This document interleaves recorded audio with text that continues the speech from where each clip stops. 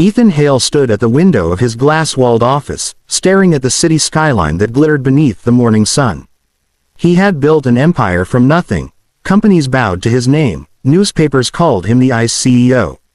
But none of it mattered when he came home to silence. Since his wife's death 2 years ago, the mansion had become more of a mausoleum than a home.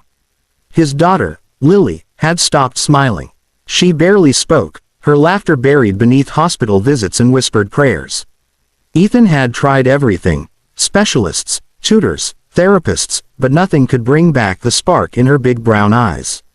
"Sir," his assistant, Claire, said from the doorway, breaking his thoughts. "The nurse agency confirmed the arrival of Miss Carter this morning." "Good," Ethan said curtly, pulling on his jacket. "Make sure she understands discretion and professionalism. I don't want someone sentimental." An hour later, Emily Carter stood at the grand oak door of the Hale mansion, clutching her worn canvas bag. Her heart thudded in her chest. She wasn't supposed to be here. The agency had called her at the last minute, an emergency substitution, they'd said. She was new, still trying to find her footing after years of volunteering at a children's clinic.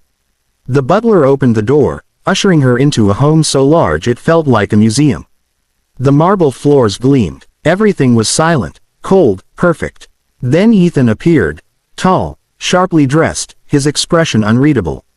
The air around him felt heavy with authority. Emily almost forgot how to breathe. "You're Miss Carter?" he asked, his tone clipped. "Yes, sir," she managed, though her voice trembled slightly. He studied her for a moment. Her simple clothes, her gentle eyes, the warmth that didn't belong in this sterile place. She wasn't what he'd expected. Not at all, but something in her gaze made him pause. Lily peeked from behind the staircase, shy and curious. Emily knelt, smiling softly. "Hi there, sweetheart, I'm here to take care of you." It was the first time Ethan saw his daughter smile in months. He didn't correct the mistake. Not yet. The days that followed were quiet, at least at first. Emily moved carefully through the Hale mansion, unsure of her place in a world built on silence and control. Ethan kept to his office upstairs, buried in conference calls and endless paperwork, while Lily spent her time curled up on the couch with her sketchbook, drawing angels and stars she never showed anyone. Emily decided to start small. She replaced Lily's sterile meals with pancakes shaped like hearts, hid little jokes in her napkin, and brought out paints instead of pills. At first, Lily only watched, her tiny hands clutching her stuffed bunny like a shield.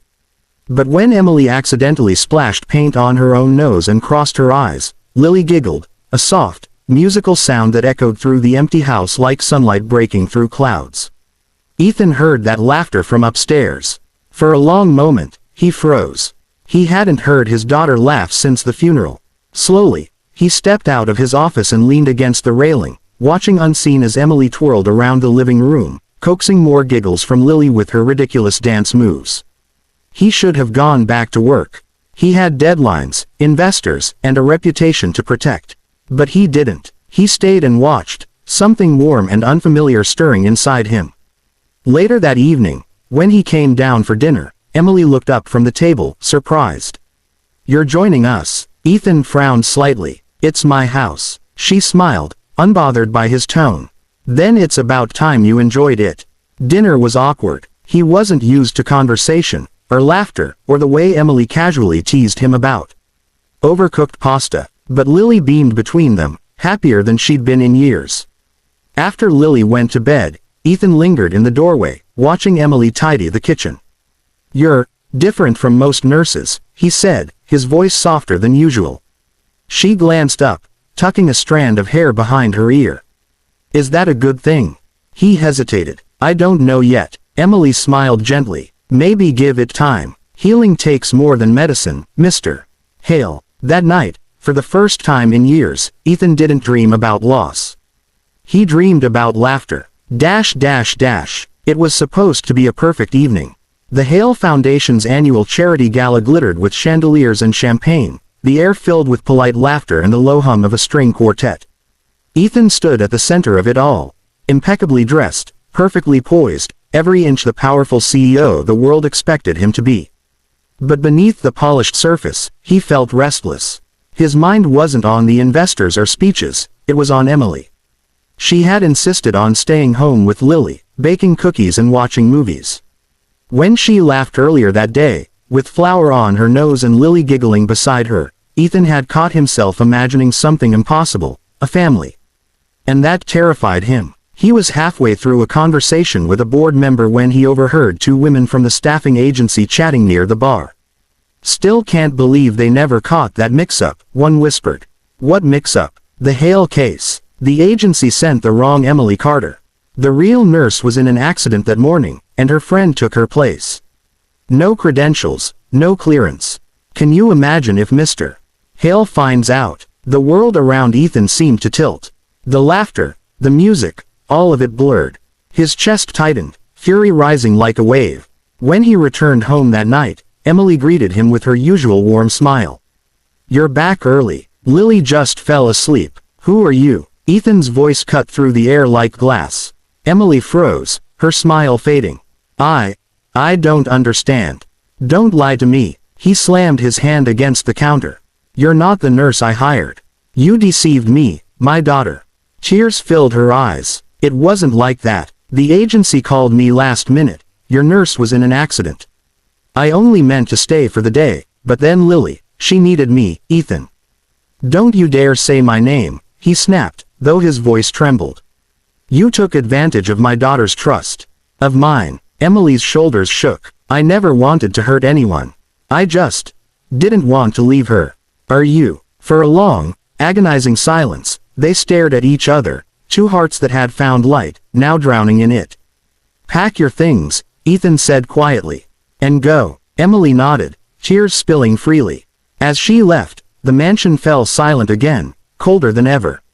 Upstairs, Lily's small voice broke the stillness. "Daddy, where's Miss Emily?" Ethan couldn't answer. 2 weeks had passed since Emily walked out of the Hale mansion. The house had grown quiet again, too quiet. The laughter that once filled its halls had vanished, replaced by the soft hum of loneliness. Lily barely ate, barely smiled. Every night she'd whisper, "Daddy, can we call Miss Emily?" And Ethan's heart would break a little more. He told himself he'd done the right thing. She had lied, she'd broken his trust.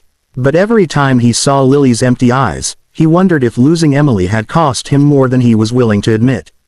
One rainy afternoon, Ethan sat in his office, staring at a drawing Lily had made. A crooked house, a tall man, a little girl, and beside them, a woman with yellow hair and a bright red heart drawn over her chest. He didn't even realize he was driving until he found himself in front of a small, worn-out clinic on the edge of town. Through the glass window, he saw Emily, wearing pale blue scrubs, carefully bandaging a child's arm. Her voice was soft, reassuring, the same warmth that had healed his daughter's broken spirit. When she looked up and saw him, she froze. The color drained from her face. "Mr. Hale," she said quietly when he entered. "You shouldn't be here." "Ethan," he corrected softly. "Please, just Ethan." She swallowed, keeping her distance. "If you came to make me feel worse, I already do." He shook his head, rain dripping from his coat. "No, I came to apologize." Emily blinked, stunned. "I was angry," he admitted, voice low. "Angry because you lied." "Yes, but mostly because I cared. You walked into our lives and somehow, you made us feel alive again. And when you left, I realized how much of that light was you." Tears welled in Emily's eyes, but before she could speak, a small voice squealed behind them.